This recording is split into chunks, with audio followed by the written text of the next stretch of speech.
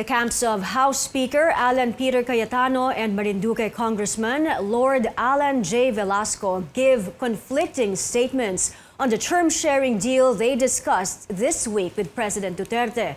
Cayetano supporters say the leadership row has been resolved and that the plenary's rejection of his offer to quit means he should remain as Speaker. But for Velasco's camp, it's clear from the meeting with the President the Speaker could or should resign on October 14th. Let's get the latest from our Zian Arcangel. Zian?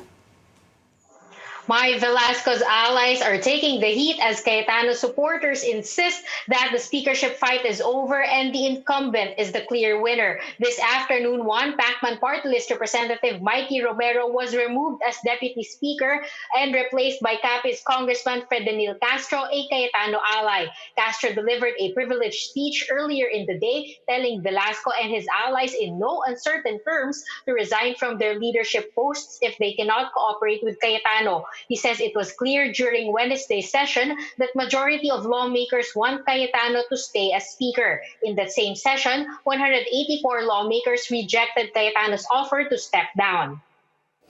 Nagpahayag na po ang Pangulo sa kanyang walang dudang pananalita. Sinabi niya na maganda kung matuloy ang usapan.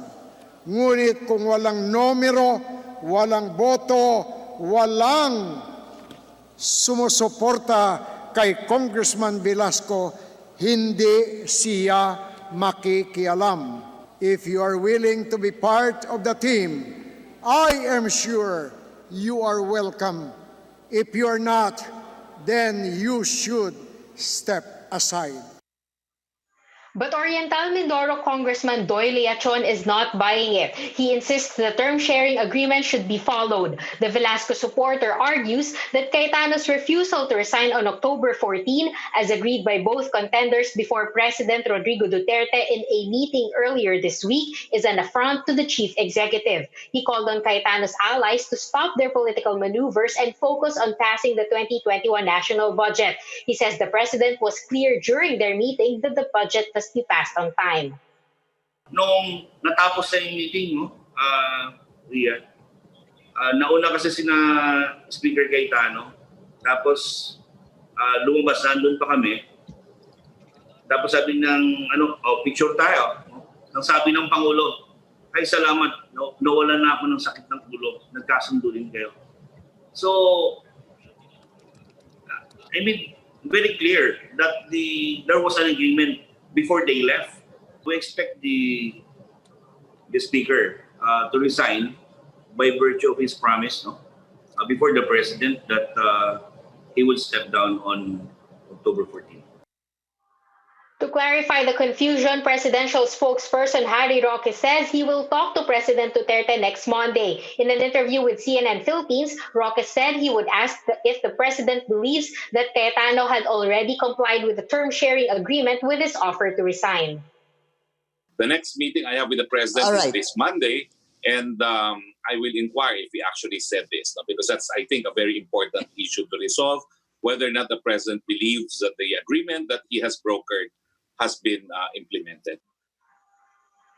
Until Roque meets with the president and clarifies his statement on the speakership row, it seems that the leadership question in the lower house still hangs in the balance. Mai? Zian, what will Velasco and his allies do if Speaker Cayetano won't step down on October 14th?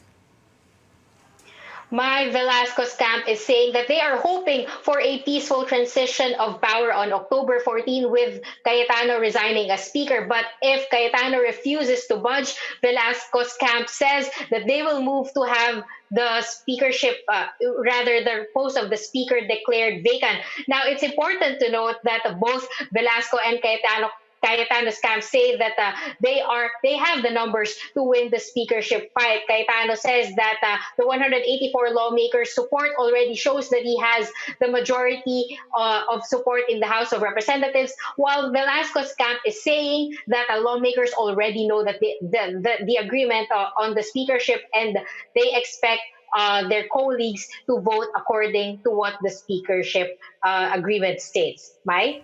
Thank you, Zian Arcangel reporting.